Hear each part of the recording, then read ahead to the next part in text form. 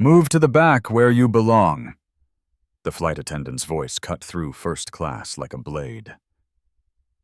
Harris, 17, clutched his boarding pass. Seat 2A. The Boeing 737 hummed with pre-flight energy. Passengers settled into leather seats worth more than most people's monthly rent. Logan walked down the narrow aisle, his designer backpack drawing stares from every direction. Flight attendant Karen Baker blocked his path. Her smile vanished the moment she saw him approaching first class. "Excuse me, young man. I think you're lost." Logan held up his boarding pass. Seat 2A, first class, paid in full. Karen's eyes narrowed. There must be some mistake. These black stories happen every day. Real-life stories that mirror the most touching stories we see in movies. But this one would be different. Have you ever been so certain someone didn't belong that you never questioned your own assumptions? 6:47 p.m., minutes to take off. Karen snatched the boarding pass from Logan's hand. Her fingers traced the printed details like she was examining evidence at a crime scene. Other passengers craned their necks to watch the unfolding drama. "This documentation appears fraudulent," Karen announced loudly enough for the entire cabin to hear. "Young man, I'm going to need you to return to economy class immediately." Logan remained perfectly still. His voice carried the calm authority of someone twice his age. "Ma'am, that's a valid boarding pass. I purchased this seat with my own credit card." A woman in 1B pulled out her iPhone. The red recording light blinked to life. Karen noticed and raised her voice even higher. "Sir, please don't make this more difficult than necessary. We have other passengers to consider." The expensive Patek Philippe watch on Logan's wrist caught the cabin light. A graduation gift from his grandfather, it was worth more than Karen's monthly salary. She didn't notice. She was too busy studying his face, searching for signs of deception that existed only in her imagination. Logan pulled out his wallet to show additional ID. The black American Express Centurion card, one of only 17,000 in existence, was clearly visible. Karen's eyes passed right over it. "I don't need to see anything else," she said. "These kids think they can scam their way into first class with fake documents." Dr. Alan Grant, seated in 1A, cleared his throat. "Excuse me, miss. I saw this young man at the gate. He was clearly traveling first class." Karen turned to him with a practiced smile. "Sir, I appreciate your concern, but airline policy requires us to verify suspicious boarding situations."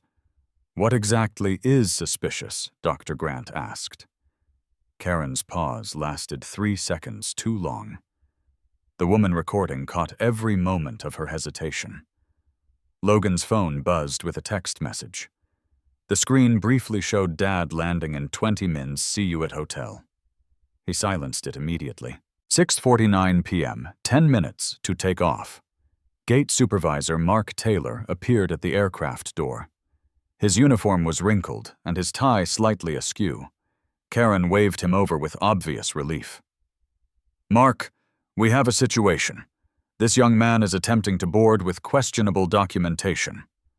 Mark looked Logan up and down. His assessment took exactly 2 seconds. "Son, you're going to need to step off the aircraft while we sort this out." "Sort what out exactly?" Logan asked.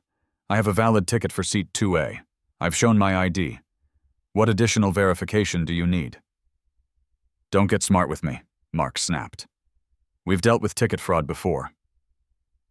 The passenger in 1C, Jessica Diaz, opened her Instagram app. She tapped the Go Live button and pointed her camera toward the confrontation. Her screen showed 47 viewers, then 126, then 284. "This is Jessica Diaz, reporting live from Flight 815, she whispered to her phone. "We're witnessing what appears to be discrimination against a young black passenger in first class." The viewer count jumped to 847. Logan pulled out a leather business card holder. It was monogrammed with his initials LRH. He handed Mark a card, but Mark barely glanced at it before handing it back. "I'd like to file a formal complaint with your customer relations department," Logan said calmly. Karen laughed. "You can file whatever you want from the terminal." The captain's voice crackled over the intercom. "Flight attendants, please prepare for departure. We have a narrow window to maintain our slot time." Mark looked at his watch. "Captain, we have a brief passenger verification issue. Stand by." Logan straightened his shoulders. At 6'2", he had the build of someone who played varsity basketball, but his demeanor remained completely calm. He reached into his pocket and pulled out his phone. "Before we continue," he said, "I'd like to document this interaction for my own records." He opened his camera app and began recording. Karen immediately stepped back. "Sir, you cannot record airline personnel without permission. Actually, Dr. Grant interjected passengers have the right to record interactions with airline staff. It's been upheld in federal court.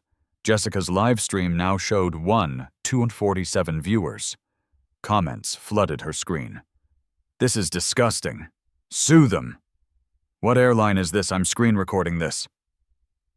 Mark's radio crackled. "Ground control to Summit 815. What's your departure status?" He keyed the mic. "Ground control, we have a brief passenger services issue. Request 5-minute delay." The cabin erupted in frustrated murmurs. Passengers checked their watches and phones. Someone in economy shouted, "What's the holdup?" Logan looked at his own phone. The screen showed his father's contact, Robert Reed, CEO. He hesitated for a moment, then looked up at Karen and Mark. "I'm going to make one phone call," he said quietly. "Just one." Karen crossed her arms. "You can call whoever you want from the terminal." Logan's finger hovered over his father's contact. "I think you'll want me to make it from here. 6:52 p.m. Minutes to take off." 2 airport security officers appeared at the aircraft door. Their presence immediately changed the atmosphere in first class. Passengers who had been merely curious now sat forward in their seats, sensing something significant was about to happen. Officer Sanchez, a 15-year TSA veteran, surveyed the scene. "What's the situation here?" Mark Taylor straightened his tie and adopted his most authoritative voice. "We have a passenger with questionable documentation attempting to board first class.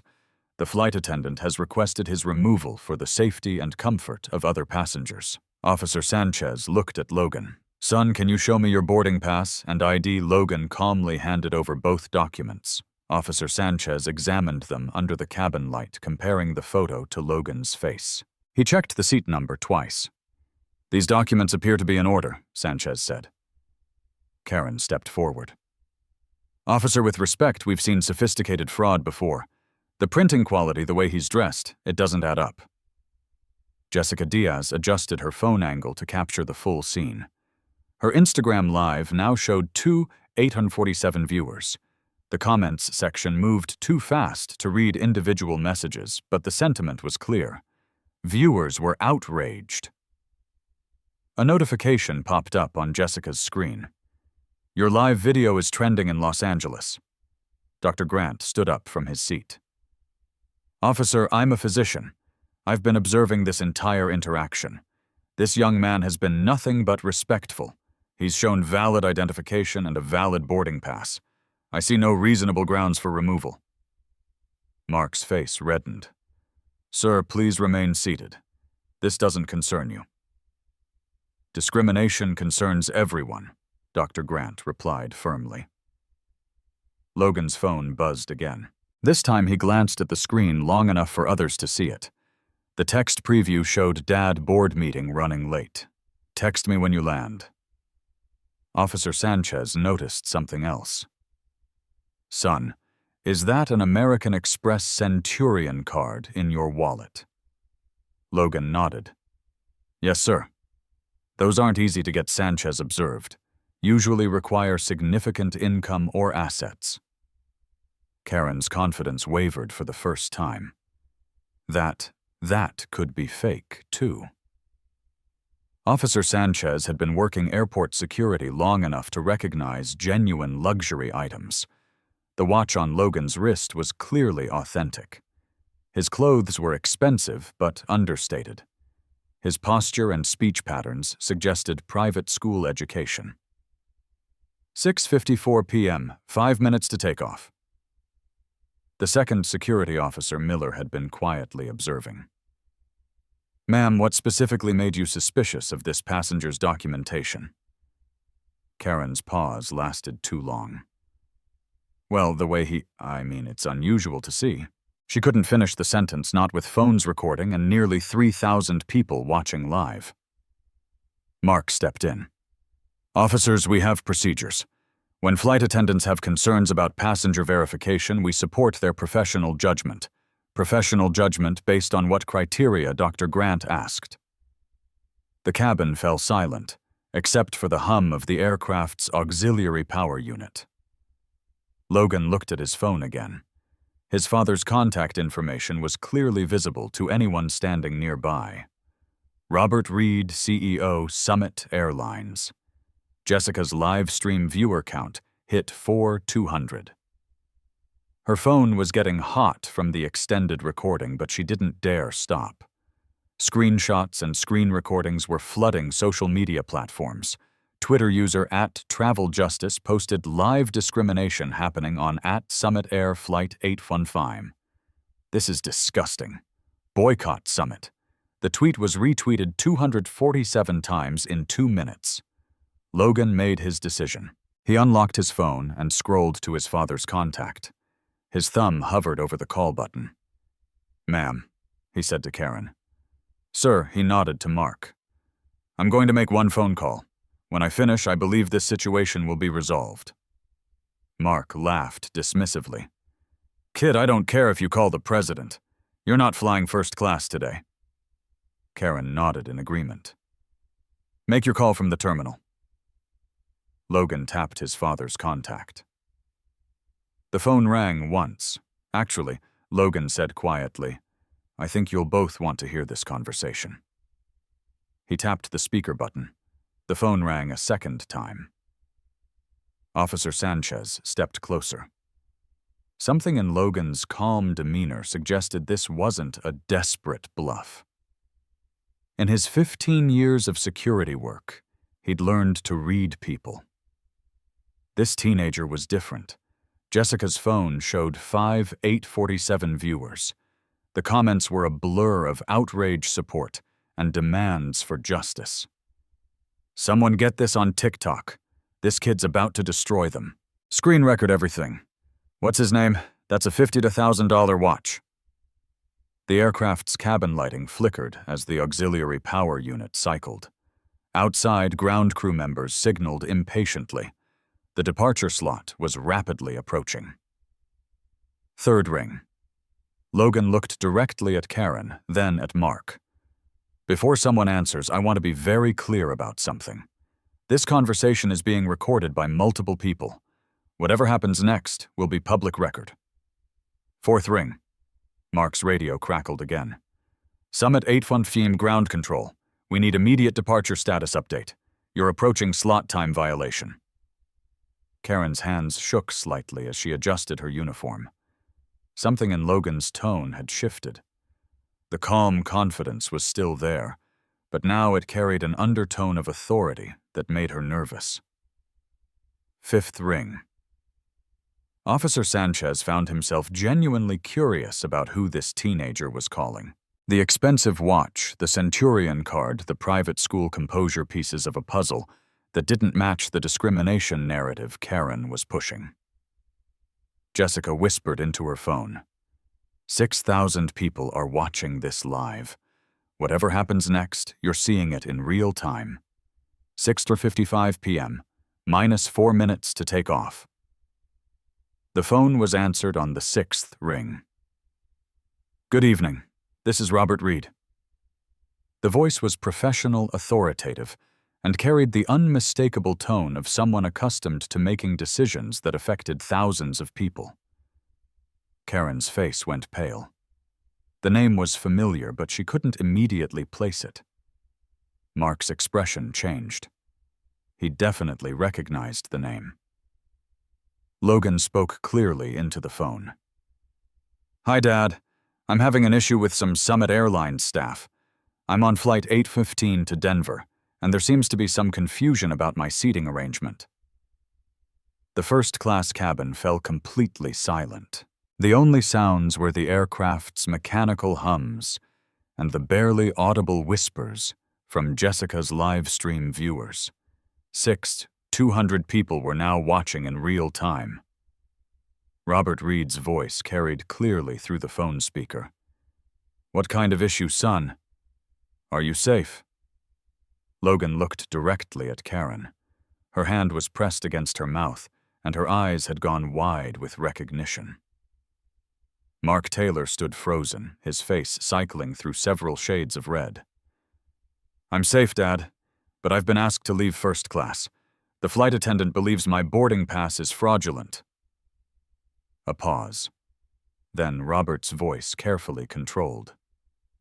"I see. Logan, can you please put the flight attendant on the phone?" Karen shook her head frantically and backed away. I can't. I don't." Dr. Grant leaned forward in his seat. "Did he just say his father is Robert Reed? Officer Sanchez was connecting the dots. Robert Reed wasn't just any executive. He was the CEO of Summit Airlines, the same airline whose plane they were currently sitting in." Jessica's live stream exploded with comments. "Holy shit, his dad is the CEO. This is about to get insane. She's so fired. Screen record everything. This is going viral." Logan held the phone toward Karen. "The flight attendant's name is Karen Baker. She's right here." Robert's voice remained professionally calm, but there was steel underneath.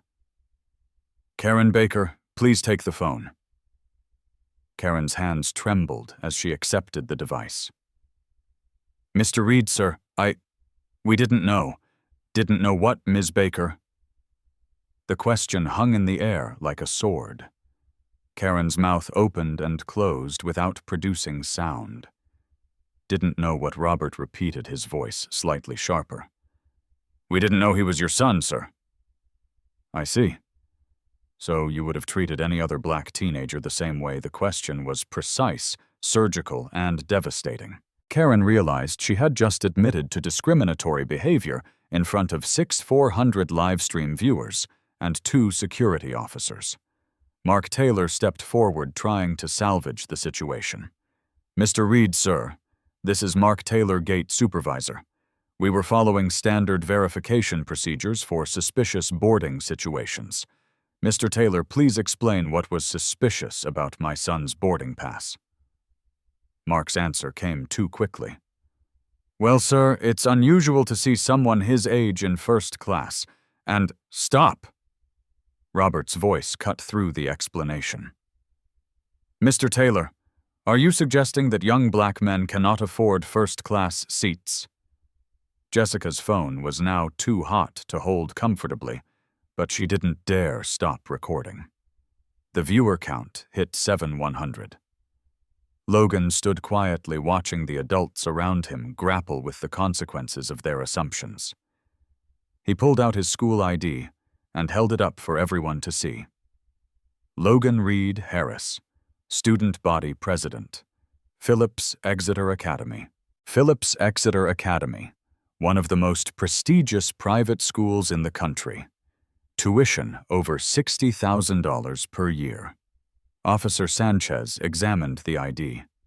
"Son, why didn't you show this earlier?"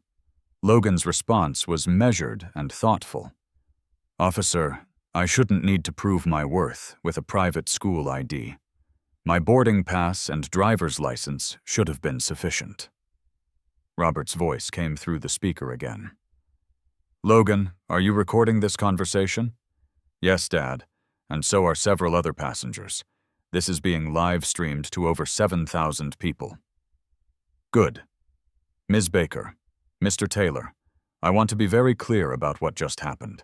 You discriminated against my son based on your assumptions about his race and age. You did this publicly in front of witnesses, and it's now been broadcast to thousands of people." Karen was crying. "Sir, I made a mistake. I'm sorry." "Ms. Baker, you didn't make a mistake. You made a choice. You chose to assume that a black teenager couldn't legitimately occupy a first-class seat. You chose to question documents you knew were valid. You chose to call security rather than verify his identity properly." Mark's radio crackled urgently. "Summit 815 ground control. Final call for departure clearance." Robert heard the radio call. "Mr. Taylor, please tell ground control that this aircraft is not departing until I resolve this situation personally." Mark's voice cracked. "Sir, we'll miss our slot." The passengers will wait, Mr. Taylor. This aircraft is grounded until further notice." Jessica whispered into her live stream. "The CEO just grounded the entire plane. 8,000 people are watching this happen live." Logan pulled up his text messages and showed the screen to Officer Sanchez. The conversation history with Dad showed months of normal father-son communications. Flight confirmations, dinner plans, basketball game schedules. Dr. Grant shook his head in amazement. "In 30 years of flying, I've never seen anything like this." Logan's phone buzzed with another call. The screen showed Mom, Dr. Catherine Reed. He declined the call and sent a quick text. "Everything's fine. We'll call you soon." Officer Sanchez had been taking notes throughout the encounter. "Son, for my report. When did you realize you'd need to call your father?" Logan considered the question carefully. "Officer, I hoped I wouldn't need to. I wanted to believe that showing proper identification would be enough. But when security was called for what was clearly discriminatory treatment, I knew this needed to be addressed at the highest level." Karen was still holding the phone. Robert's voice waiting for a response. "Ms. Baker, are you there?" "Yes, sir. I'm here. I'm currently in Chicago, about to board my own flight to Denver. I'll be landing approximately 20 minutes after your scheduled arrival, Ms. Baker and Mr. Taylor. You will both meet me in the executive conference room immediately upon my arrival. Do you understand?" "Yes, sir." They both responded. "Logan, I want you to take your seat in first class. Officer Sanchez, please ensure that my son is treated with the same respect and courtesy extended to every other passenger." Officer Sanchez nodded. "Absolutely, sir."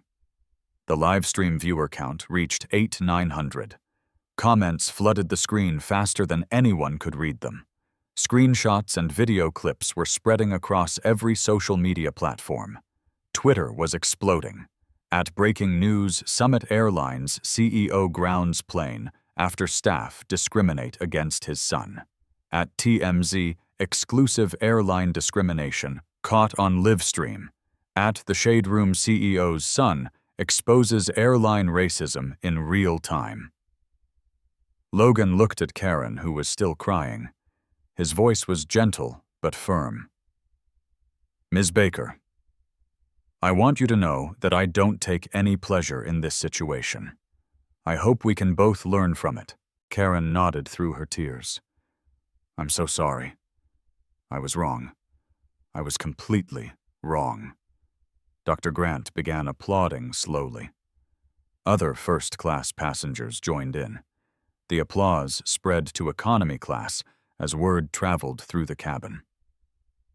Jessica ended her live stream with a final comment.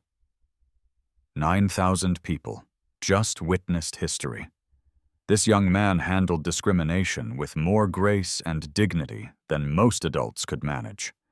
Mark's radio crackled one final time. "Ground control to Summit 815. CEO office has contacted tower. You are cleared to depart when ready." Logan took his seat in 2A. He pulled out his laptop and opened his economics homework. Just another Tuesday evening for a high school senior. But for Summit Airlines and for the 9,000 people who witnessed this encounter, everything had changed. Denver International Airport. Denver Federal Center, Federal Bureau of Investigation, Mountain Time. Robert Reed arrived at Denver International Airport exactly 19 minutes after flight 8:15 touched down. His own flight from Chicago had been delayed by weather, giving him additional time to review the incident reports that had flooded his inbox during the 2-hour journey. The Summit Airlines executive conference room occupied a corner of the airport's administrative wing. Floor-to-ceiling windows offered a view of the tarmac, where planes moved like illuminated insects against the dark Colorado sky. Karen Baker sat at the far end of the mahogany conference table, her uniform wrinkled from stress and her eyes red from crying. Mark Taylor sat 3 seats away, maintaining professional distance from the flight attendant whose actions had created this crisis. Also present were Elizabeth Hayes Summit's General Counsel, Daniel Chen, VP of Customer Relations, and Dr. Eleanor Vance, the company's newly hired Chief Diversity Officer. Robert entered the room at 9:52 p.m. He was a tall man in his early 50s, with salt and pepper hair and the bearing of someone who had spent 3 decades building one of America's most successful airlines. His calm demeanor masked the controlled fury that had been building since his son's phone call. He set his briefcase on the table and opened his laptop. The screen displayed a real-time social media monitoring dashboard. The metrics were devastating. Summit discrimination, 47,000 tweets in 3 hours. Instagram posts, 12,000, and climbing. TikTok videos, 156 different clips, 2.3 million total views. Stock price down 4.2% in aftermarket trading. Ms. Baker, Mr. Taylor, thank you for waiting. Robert's voice carried the professional courtesy of a CEO, but the underlying tension was unmistakable.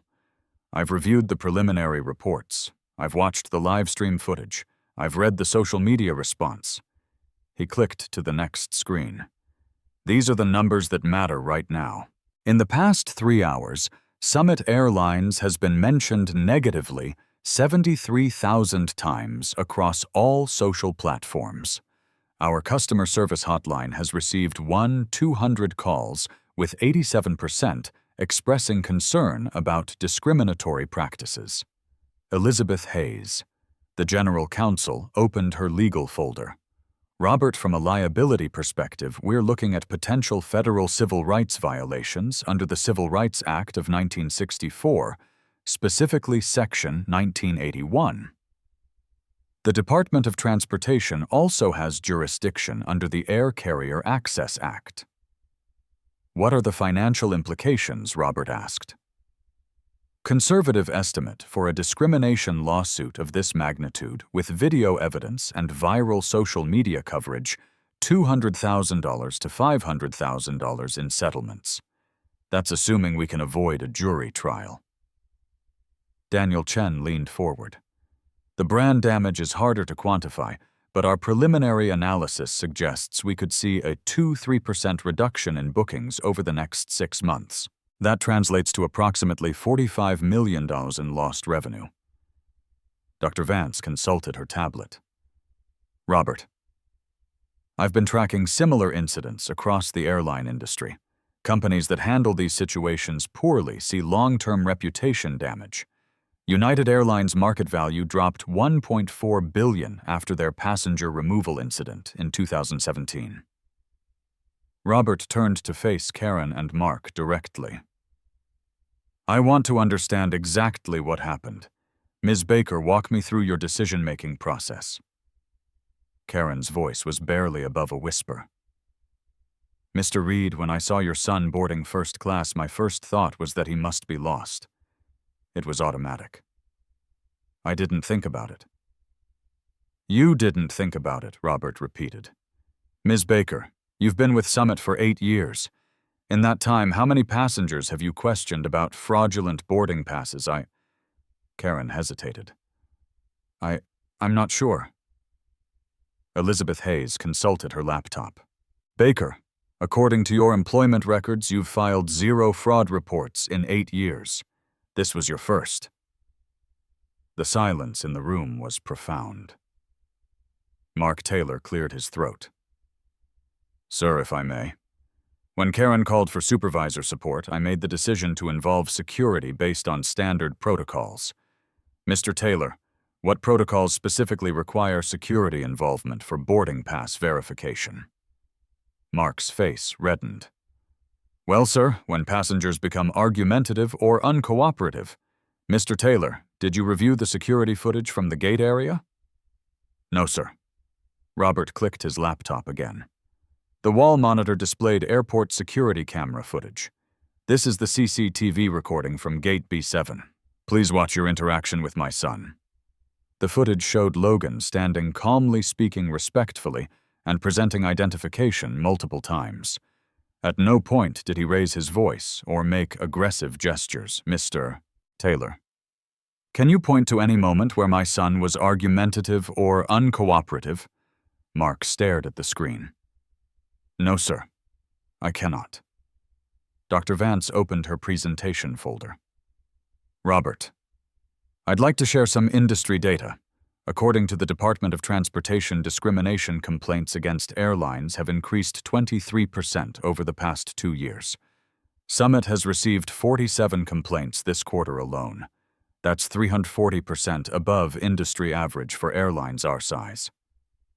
Robert's expression hardened. 47 complaints this quarter? Daniel Chen nodded grimly. Most were handled quietly through customer service channels, small compensations vouchers, written apologies. How much have we paid in discrimination settlements this year? Elizabeth Hayes consulted her files. $127,000 in direct settlements, another $340,000 in vouchers and compensation packages. Nearly $500,000, Robert said slowly. And that's just the financial cost. It doesn't include the reputation damage, the lost customers, the federal scrutiny. He stood and walked to the window overlooking the tarmac. Gentlemen, ladies, I built this airline on the principle that travel should be accessible and dignified for everyone.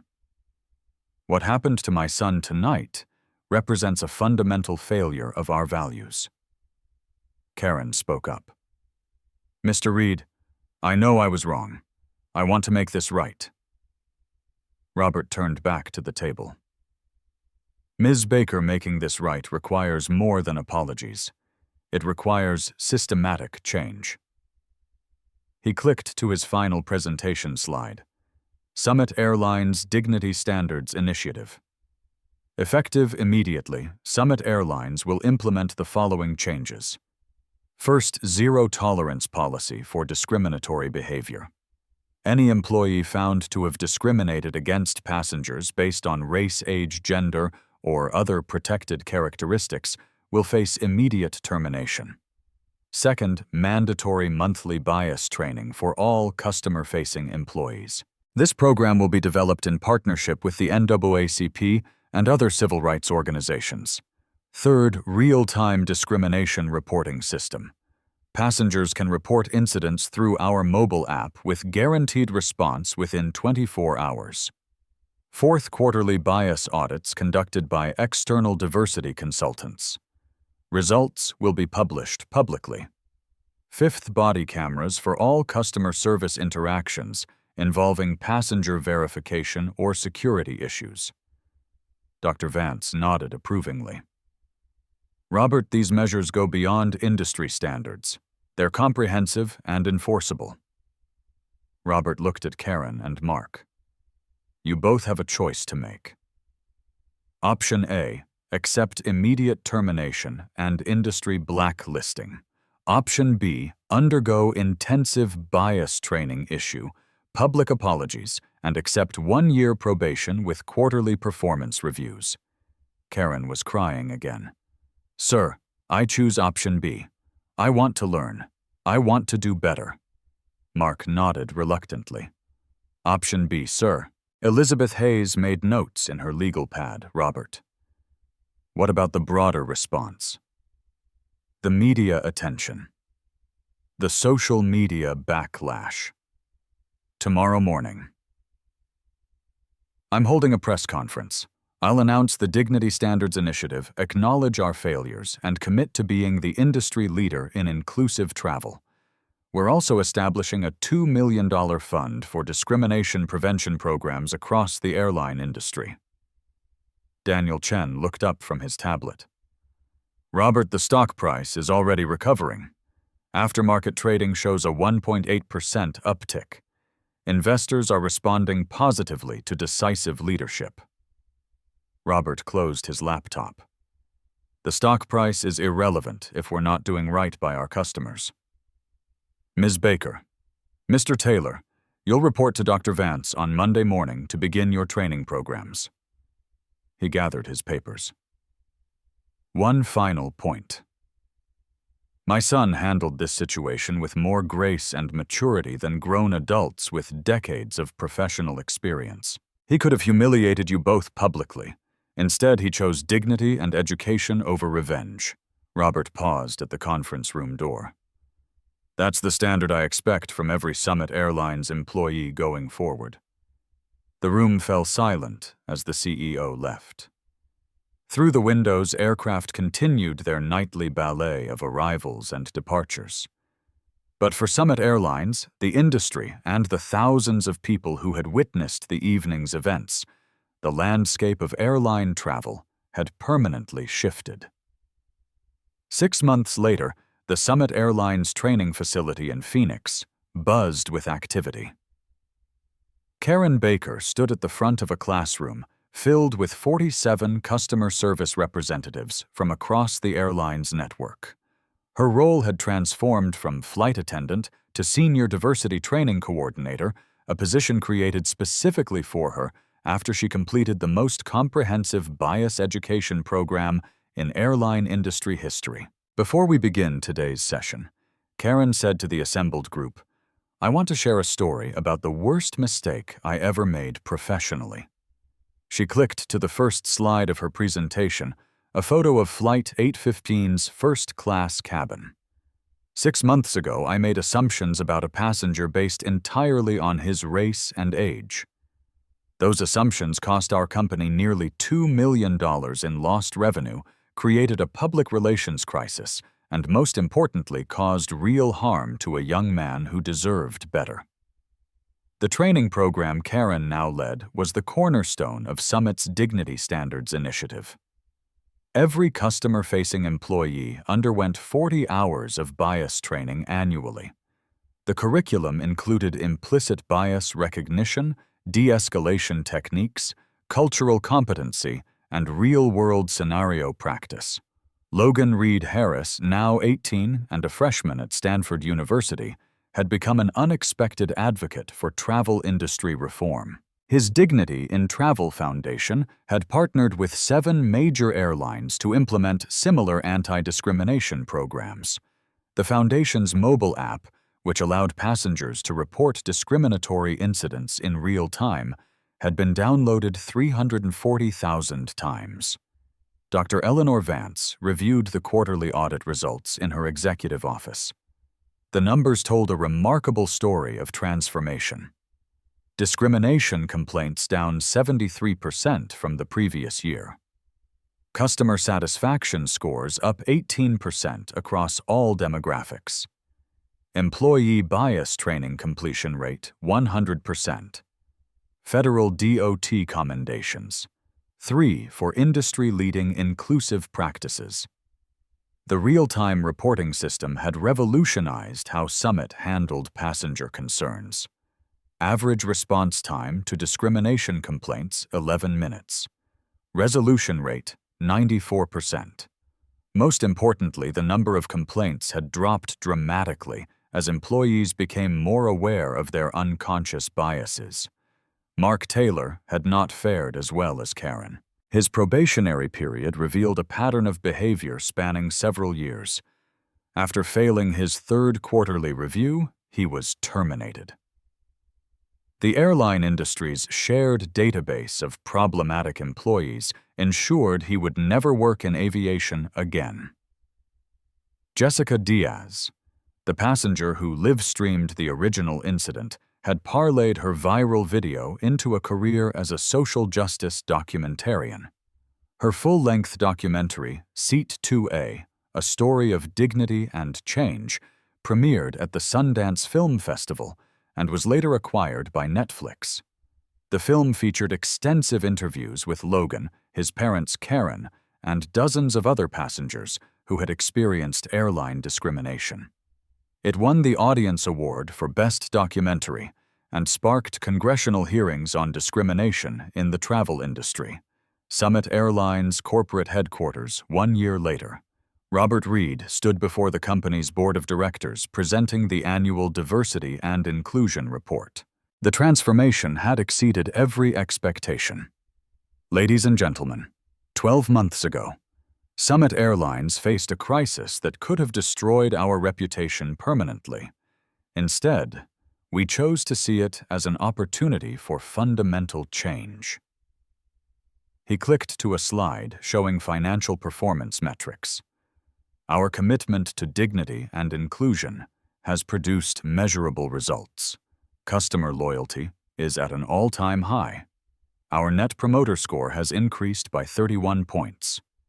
Most significantly, we've attracted 2.3 million new customers who specifically chose Summit because of our inclusive policies. Board member Linda Peterson raised her hand. Robert, what's been the total investment in the Dignity Standards Initiative? $8.7 million in the first year, training programs, technology development, external audits, and the Dignity Fund. However, the return on investment has been substantial. Revenue increased by $47 million directly attributable to our enhanced reputation for inclusive service. The initiative had attracted attention far beyond the airline industry. Harvard Business School developed a case study based on Summit's response to the discrimination incident. The case was now taught in MBA programs worldwide as an example of crisis management and values-driven leadership. Logan had been invited to speak at the Harvard Business School case study launch. At 19, he commanded the attention of professors and students with his insights on dignity leadership and social change. The most important lesson from that evening on Flight 815, Logan told the Harvard audience, wasn't about discrimination or corporate responsibility. It was about the power of remaining calm in the face of injustice. Anger would have felt satisfying in the moment, but it wouldn't have created lasting change. His Stanford economics professor had used the Summit transformation as a real-world example of how social consciousness could drive business success. Logan's senior thesis, Economic Incentives for Corporate Social Responsibility in the Service Industry, cited his own experience as a primary case study. The broader impact rippled throughout the aviation industry. Within 18 months of the Flight 815 incident, 12 major airlines had implemented similar anti-discrimination programs. The Federal Aviation Administration issued new guidelines for bias training and passenger rights protection. Karen Baker's transformation had become legendary within Summit. Her training sessions were so effective that other airlines began requesting her expertise. She had been invited to speak at the International Air Transport Association's annual conference, where she would address 500 airline executives about unconscious bias in customer service. The hardest part, Karen often told trainees, wasn't admitting I was wrong. It was understanding how my assumptions had been shaped by years of unconscious bias. But that understanding opened the door to real change. Logan's younger sister Chloe had started high school and was already following in her brother's footsteps as a student activist. She led her school's diversity committee and frequently referenced her brother's experience when discussing dignity and respect in educational settings. The Reed family had used their platform to advocate for broader social justice issues.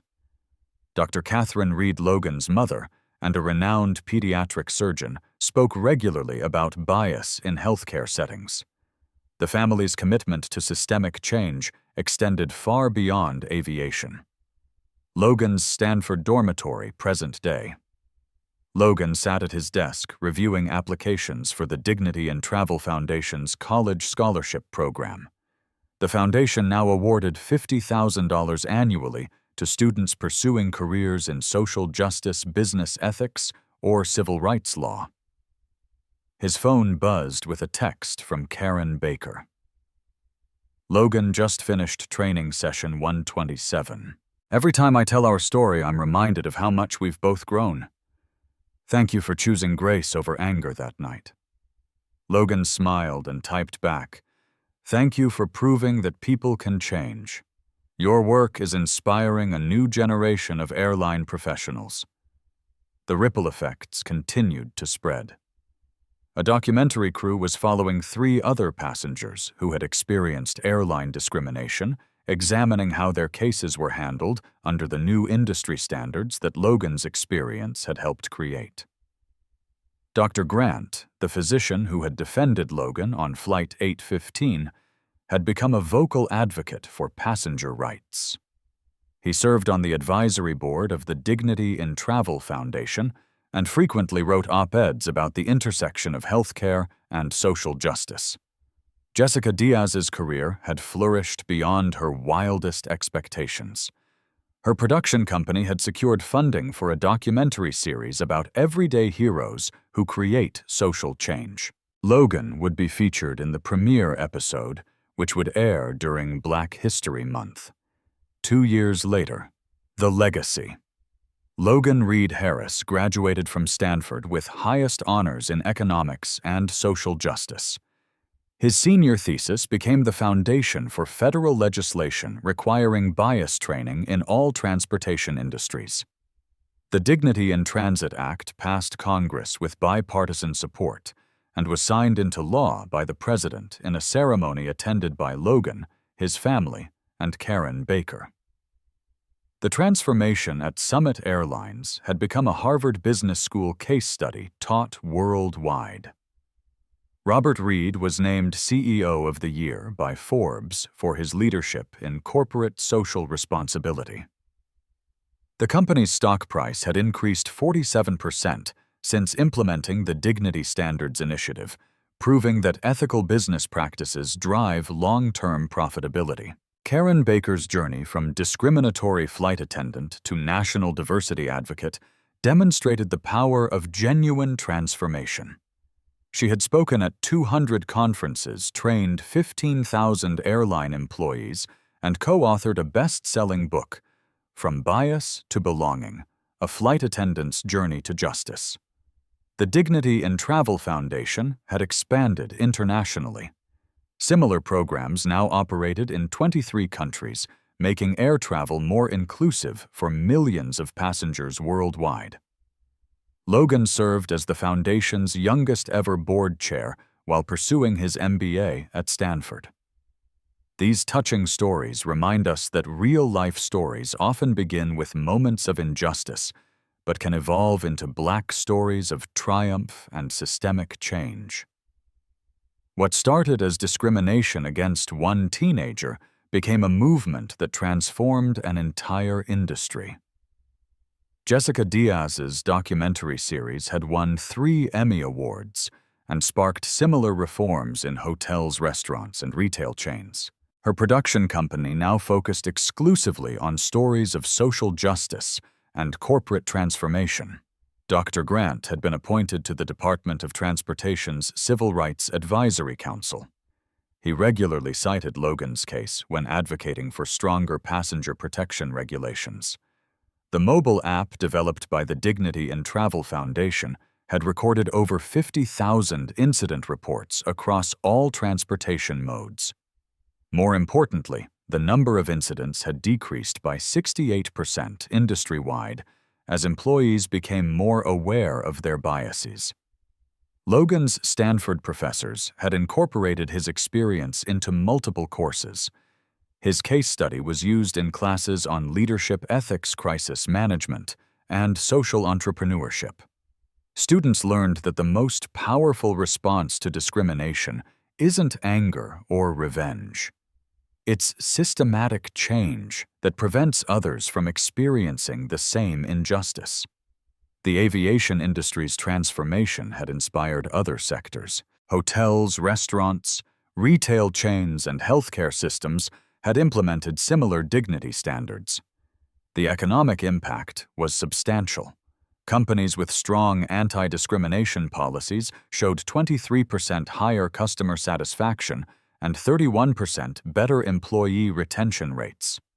Today, every major airline displays dignity standards prominently in their customer service policies. Flight attendants undergo monthly bias training. Passengers have multiple channels for reporting discrimination. Most importantly, the culture of aviation has shifted toward inclusion and respect. Logan, now 21, continues his advocacy work while completing his MBA. His story has inspired thousands of young people to pursue careers in social justice. His father's airline remains the industry leader in inclusive practices, proving that doing the right thing is also good business. Karen Baker was promoted to Vice President of Diversity and Inclusion at Summit Airlines. Her team has prevented countless incidents of discrimination through proactive training and cultural change. She often tells new employees, "Our job isn't just to get passengers from point A to point B, it's to ensure everyone travels with dignity." The story that began with a discriminatory assumption on Flight 815 has become a permanent part of aviation history. It's taught in business schools, cited in congressional hearings, and remembered every time an airline employee chooses respect over bias. Have you witnessed discrimination in travel or other service industries? Share your experience in the comments below. Your story could spark the next wave of positive change. If this story moved you, share it with someone who needs to see that one person's courage can transform entire systems.